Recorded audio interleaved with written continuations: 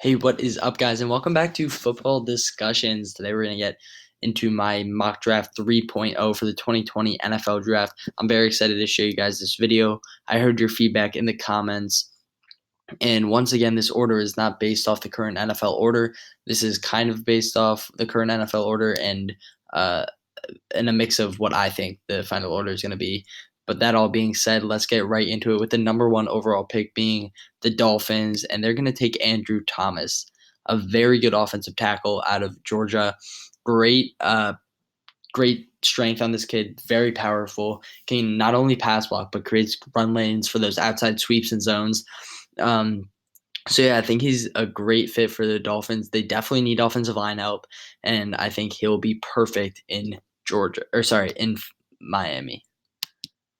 With this second overall pick, I have the Bengals going with their guy, future of the franchise, Justin Herbert out of Oregon.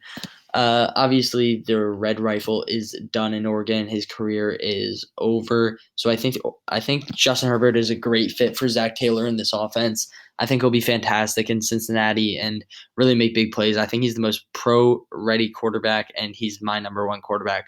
So I think the Bengals are going to take him. With the third overall pick, I have the Jets after trading away Leonard Williams, getting an even better edge rusher, in my opinion. Chase Young out of Ohio State. People refer to Saquon Barkley as a generational talent on the offensive side of the ball. I think Chase Young is just that on the defensive side of the ball. So talented, leads college football in sacks by a handful. Tackles for loss are all there. Just so fast and explosive off the edge. Never really seen anything like him. He's so good, and that's why I think they're going to take him with the third overall pick. With the fourth overall pick, I have the Redskins getting some wide receiver help. Jerry Jeudy from Alabama. Dwayne Haskins is obviously the future there. Despite what many critics may say, I think he still is good. They threw him in one time when they were already down by a few touchdowns, meaning that he's going to have to pass the whole game. So that's why he's going to throw interceptions the whole game. But regardless of all of that, Terry McLaurin is already playing very well, and matching him up alongside Jeudy for Haskins will make this team very young and very explosive on offense. With the fifth overall pick, I have the Falcons getting the key piece to their defense, AJ Epineza out of Iowa. Very good player, very talented off the ball, can get to the quarterback, can also run stop. And listen, the Falcons defense is hurt this year, and they're playing awful. But next year, if they get AJ Epineza, line him across from Tack McKinley, that edge rush will start to develop and be there. Not to mention you have guys like Deion Jones and Keanu Neal on this team. This defense has the pieces in place. I just think AJ Epineza is that final puzzle piece. With the sixth overall pick, I have the Dolphins from the Steelers getting Tua Tagovailoa, the quarterback from Alabama. Very talented. I think he is a little overrated. A lot of people claim that he's the best quarterback in the class, and then others agree with me when I say that he's just surrounded by five-star talent. But regardless, he's still good enough to go first round, and obviously the Dolphins are very keen on getting him. And I think it's smart for them to go offensive line, secure Andrew Thomas with that first overall pick, and then see which quarterback falls to them here. I do think Herbert is the Bengals guy, so I think Tua will be available with the sixth pick. With the seventh overall pick, I have the Denver Broncos getting Tristan Wirfs, offensive tackle out of Iowa. I was thinking about going skill position here on defense, whether it was linebacker or cornerback, but it just doesn't make sense for the Broncos to go any other direction other than offensive line at this point. I'm sure they would love to get their hands on Andrew Thomas, but right now I have them picking a little too low to get him. And Tristan Wirfs is very good. Garrett Bowles is just an absolute trash first round pick, probably the worst one in recent memory for the Broncos. But Tristan Wirfs is very good and can really protect whoever is throwing the football for the Broncos next year, blindside. I would love to see him protecting Drew Lock, and I think he's also able to open up holes for Phillip Lindsay and Royce Freeman on those outside runs. So big fan of Wirfs, and I think he'll fit perfectly in Denver. With the eighth overall pick, I have the Browns getting a great safety out of LSU, Grant Delpit. Wearing that 7 on his jersey means he's the best player on the field for LSU. He's really talented, great ball skills, Also a hard-hitting safety. He can play the run too, and that's just what the Browns need. They already have Denzel Ward and Greedy Williams they place in that secondary, and getting Grant Delpit would just be an insane piece to add to that secondary, and they could be very dominant for years to come. With the ninth overall pick, I have the Giants getting probably the best cornerback we've seen since Denzel Ward, Jeffrey Okudah from Ohio State. Great ball skills, can really match up along any wide receiver. The jumping ability is there, and I'm really excited to see what he does in the NFL. Well, linebacker did cross my mind here for the Giants. I think if Okudah is available, it's just going to be too hard for the G-men to pass up on. With the 10th overall pick, I have the Chargers getting probably the most athletic player in this draft class. My favorite player, Isaiah Simmons. I have him listed as linebacker and strong safety because he plays both at Clemson. Very good linebacker, very hard hitting, hits all the gaps hard, and can get to the ball very quickly. And not to mention, he's great in coverage. So if the Chargers play him at linebacker, they're not only getting a great linebacker, but also a great pass coverer. And that's exactly what they need to prevent those slant routes, those drag routes that have been destroying them all year. So I think Isaiah Simmons is their guy. With the 11th overall pick, I have the Buccaneers going with Joe Burrow, quarterback out of LSU. This guy is probably the most efficient player in college football right now. I think he's number one in Heisman voting. Just so good, so talented. Has a cannon of an arm, so accurate. And I think Bruce Arians is going to love this kid. They're going to be a perfect match over there in Tampa Bay. With the 12th overall pick, Jalen Hurts, quarterback out of Oklahoma, going to Tennessee to replace Marcus Mariota. Hurts is another really good player, has the legs, but also has shown us this year that the arm is there too. Been very accurate, again, very efficient. Little turnovers and little mistakes from Hurts' side. So I would love to see him playing on Sundays, and I think he's definitely worth a first-round pick. With the 13th overall pick, I have the Cardinals going Derek Brown, defensive tackle out of Auburn.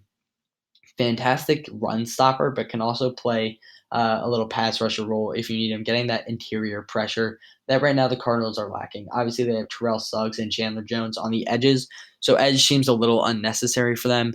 And offensive line is obviously definitely a key point of emphasis.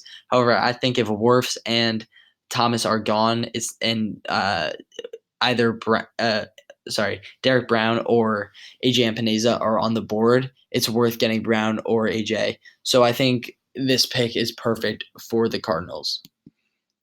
With the 14th overall pick, I have the Jaguars replacing Jalen Ramsey with Christian Fulton, great cornerback out of LSU. Fantastic ball skills, very talented, like I said. I'm excited to see this kid play on Sundays, and I think he'll be a great replacement for Jalen. With the 15th overall pick, I have the Lions getting some interior help, trying to protect Matthew Stafford a little more. And Tyler Biadasz is that guy.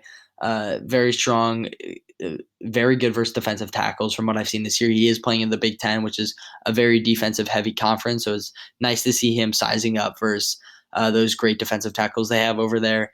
And I think he's held his own, so I think he's definitely worth a first-round pick, and the Lions will select him here. With the 16th overall pick, I had the Raiders getting their wide receiver of the future. They tried out the whole Antonio Brown thing, and it flopped. So CeeDee Lamb is their guy. Very good, very talented, so fast, so strong. Another guy that I'm really excited to see play on Sundays, and I think he has that big play potential that the Raiders are lacking right now. Yeah, Tyrell Williams is all right, but I don't think he's as good as CeeDee. CeeDee is really going to develop into a nice player and be a nightmare for opposing defenses. With the 17th overall pick, I have the Eagles going with their guy, defensive back out of Virginia, Bryce Hall. Very talented player, great ball skills, like I've said about all the cornerbacks this class. I don't think he's nearly as good as Fulton or Okudah, but he's still good. And the Eagles need a cornerback desperately, so I like this pick a lot. With the 18th overall pick, I have the Raiders going again and getting Paulson Adebo, cornerback out of Stanford. Another team that really needs secondary help, and Paulson Adebo is very underrated in my mind. Very talented, and I think that he's one of the best man-to-man coverers in this draft class. So I'd love to see him go to the Raiders. With the 19th overall pick, I have the Vikings getting their interior defensive lineman of the future, Raekwon Davis out of Alabama. Another very good defensive lineman, so good against the run. Not as good as Derek Brown as at getting to the passer, but he's so good versus the run, and that's exactly what the Vikings defense is missing. So I like this pick a lot. With the 20th overall pick, I have the Cowboys getting their safety of the future, Xavier McKinney out of Alabama. Another really talented safety. I think he's more of a free safety role. He's very good in coverage, unlike a guy like Delpit, who's more of a hard hitter and can play the run too. But the Cowboys definitely need some help in their secondary, and I think that Xavier McKinney is going to be that final role. If they can retain Byron Jones, I would love to see that these two paired up back there. Not to mention they have Chidobe Awuzie, so the secondary will be booming with the addition of Xavier McKinney. With the 21st overall pick, I have the Panthers getting their defensive tackle of the future, Javon Kinlaw, very talented out of South Carolina. He's another guy that can get to the passer like Derek Brown, and I really like him for that reason. He's kind of emerged as one of the best defensive tackles in this draft, and very quickly. And when you see that, that tends to mean that he's had a great season this year, and he really has. And I can't wait to see him play on Sundays. With the 22nd overall pick, I have the Colts getting Yetur Gross-Mangos out of Penn State. Another very good player. Not as good of a pass rusher as AJ Epineza or Chase Young, obviously, but he's very good still. And I really think he'll fit in perfectly with Indianapolis. They need a little edge help, and he's their guy. Justin Houston is getting up well up into his 30s. So to replace him, even keep Houston for a year, let him play under or let Yetur play under Houston would be phenomenal, and I would love to see the Colts go after this guy. 23rd overall pick, I have the Bills getting their running back of the future. And yes, I know Devin Singletary is there, but there's no way they'll pass up on Jonathan Taylor. Just a generational talent. So good. He's just phenomenal to watch. If you ever have a chance to watch him, I highly recommend it. Just so much fun. His agility, his vision is kind of like Le'Veon Bell's. Like, you don't really see it a lot, but his patience is so versatile. Like, he just waits and waits and waits, and then when he hits the hole, he hits it hard, and that's what makes a great running back. I can't wait to see him in the NFL suited up, hopefully for the Bills, if I get this right.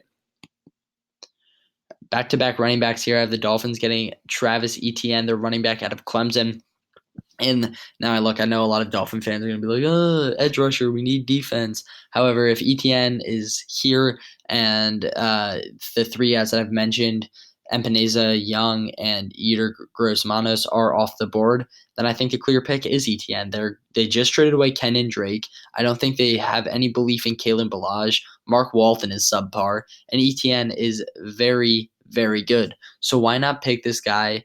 Build your offense. Yeah, you'll still have to work on the defense, but that can be for the 2021 draft.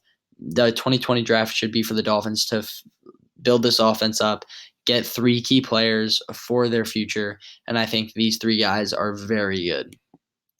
With the 25th overall pick, I love this pick. The Jaguars are going to get Laviska Shenault, wide receiver out of Colorado. Fantastic player, a great route runner. People compare him to Megatron.